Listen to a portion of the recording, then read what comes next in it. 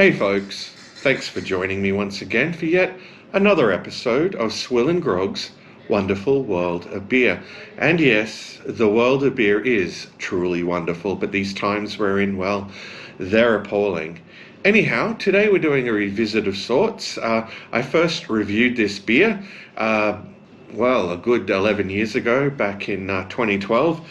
It's none other than Dos Equis Ambar, which is now called Ambar Especial, which comes in at 4.7% alcohol by volume, and it's brewed and bottled over in Mexico by Cervecería Cuauhtémoc Moctezuma, or Heineken, Mexico.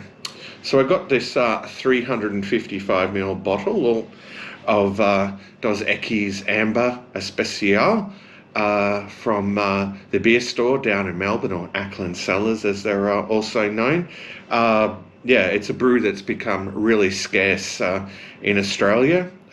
It's been years since you've been able to find it in, Dan Murphy's or First Choice, but I decided I'd treat myself to a case of these because quite fond of them. Anyway, and looking at the expiry, they're well in date, best before March 2024. All right. So anyway, without further ado, I'll crack open this bottle, this 355ml or 12 fluid ounce bottle, and pour it into the trusty old Kozel glass that I've had for years, that I've brought with me on my travels. Give it a nice pour. All right. We'll get a look at the appearance of this one. Yeah, very much on the amber spectrum. Yeah, but I don't know, perhaps when you hold it up to the light, more sort of coppery in colour and relatively clear. Got an off-white sort of head heading towards beige. A little over a finger of that head. Just top it up a little, get the remainder out. Okay, well, it's a real treat to be able to enjoy this. I think the last time I would have had Dos Equis Ambar was back in 2017 in Venice Beach. I actually had it on draft, and whilst I was sipping that lovely Dos Equis Ambar on draft, I saw a drug deal take place before my eyes. Well, it was Venice Beach. All right, so let's check out the aroma of this one. All right, not getting a terrible lot in the nose. Bit of caramel. Yeah, caramel or toffee. Yeah. All right, so I think it's high time for the most important part of the review, the taste test. So cheers to you all. Let's see what this is like in 2023.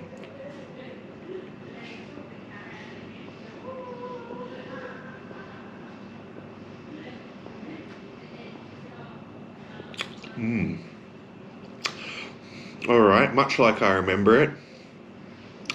Yeah, nice hit of caramel, bready malt up front. Absolutely beautiful. No bitterness to speak of. Very nice. Let's have another gulp.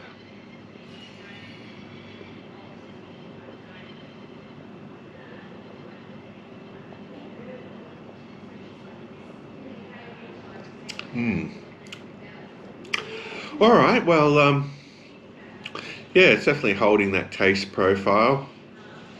The body's somewhere between light and medium, leaning towards light, but I wouldn't call it watery. But, certainly hits the spot. It's got that sort of papery sort of taste to it as well, that you get with some Mexican and South American beers. Not that that's offensive in any way, but Yeah, I yeah, I often like pick that up, but as it lingers in the palate, you get this sort of residual sort of flavour of just sort of bread crust, which is quite nice. All right.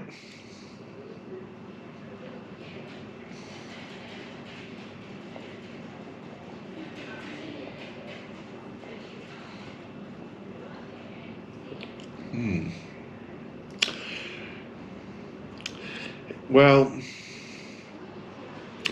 another thing I could say is that it's very drinkable, and you could certainly session this at 4.7% ABV. Yeah, if this were still available widely in Australia, I'd buy it quite regularly. Um, yeah, I really find it to be quite a quaffable brew. Yeah, it's such a shame, like that they got rid of this. It was quite some years ago, actually.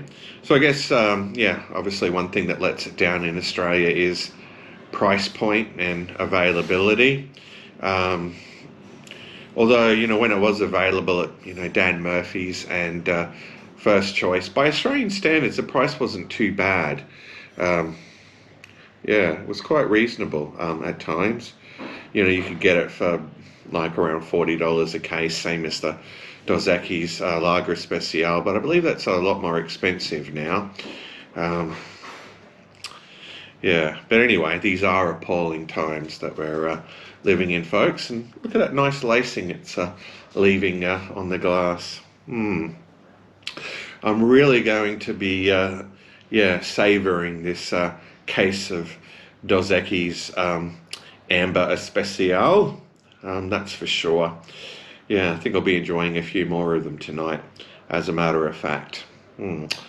Anyway, let's have one final gulp of this for 2023 and give it a score out of 10.